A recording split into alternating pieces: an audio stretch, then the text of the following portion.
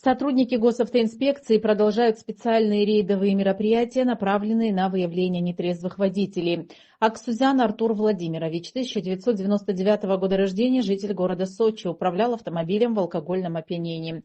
Валеев Рамиль Максумович, 1990 года рождения, житель Сухумского района, управлял автомобилем в алкогольном опьянении. Балтаев Балтагдин Разумбетович, 1976 года рождения, проживающий в городе Пицунда, управлял автомобилем в алкогольном опьянении. Антелава Вадим Заурович, 1978 года рождения, житель Гагрского района, управлял автомобилем в алкогольном опьянении. Кисян Георгий Габриелович, 1976 года рождения, житель Чемчирского района, управлял автомобилем в алкогольном опьянении.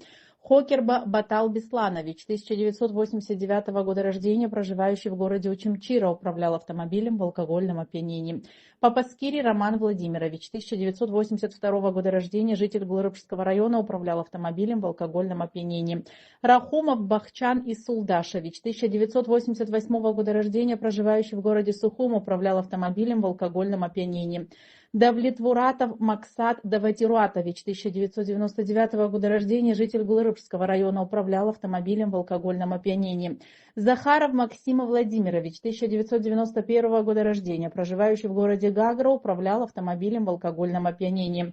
Филатов Павел Валерьевич, 1983 года рождения, житель Тульской области, управлял автомобилем в алкогольном опьянении. Монако Георгий Александрович, 1961 года рождения, проживающий в городе Сухум, управлял автомобилем в алкогольном опьянении.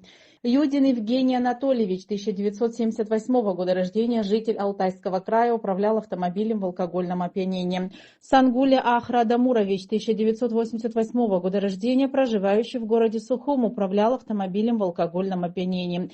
Джарсали Станислав Романович, 1988 года рождения, проживающий в городе Гудаута, управлял автомобилем в алкогольном опьянении. Матуа Ричард Вячеславович, 2001 года рождения, проживающий в городе Гудаута, отказался от прохождения медосвидетельствования на предмет потребления нарковеществ. Рейдовые мероприятия проводятся каждый день по всем районам республики.